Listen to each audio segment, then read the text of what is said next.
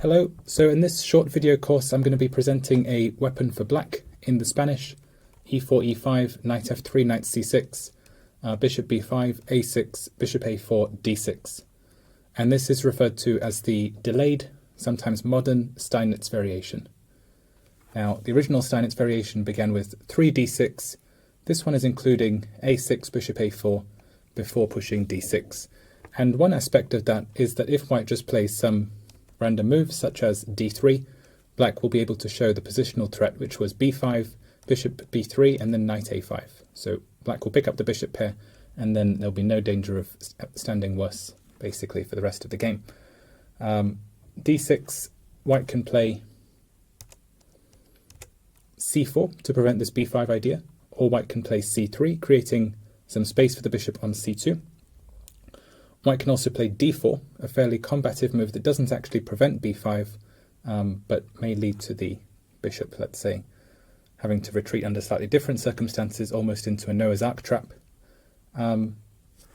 c4 is the main focus of this video, so d4 I've left in a separate file, and c3 likewise.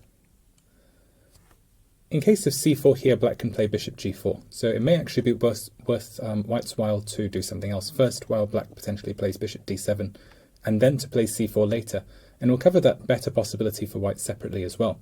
But let's just look at the ideas here. So c4 and bishop g4, black can play, and then black's looking at the d4 square for the knight, so in some cases even b5 and knight d4 as a pawn sacrifice can happen.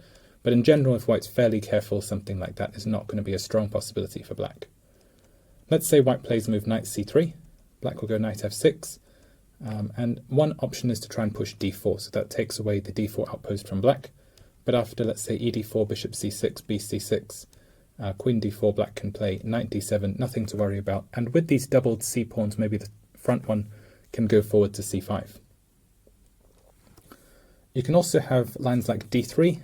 Black will develop along more or less the same lines. This g8 knight is going through f6 to d7, and in these versions it's not actually necessary for white to take on c6 because there's no more serious positional threat of knight d4.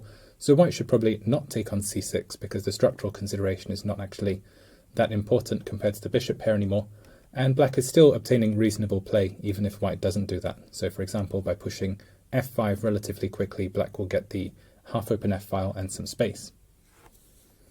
Most critical is actually playing h3, so asking black what are their intentions regarding this g4 bishop and not allowing the pin to persist forever. And in this case, black should also take bishop takes f3, queen takes f3, knight f6.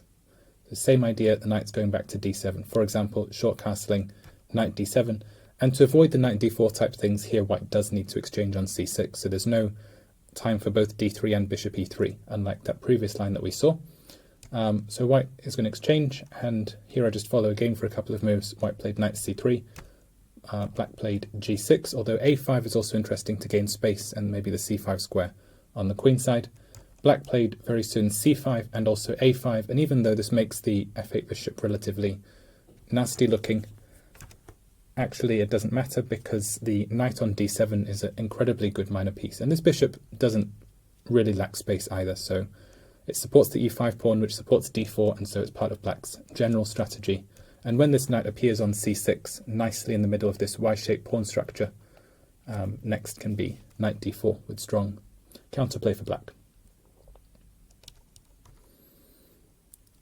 Now white can make all kinds of developing moves here, like they could play d3 here, and that would be very similar. Black would go bishop e7, knight d7, but let's say white goes knight c3, black is looking for knight d7, and then at some stage maybe this knight will use the c5 square.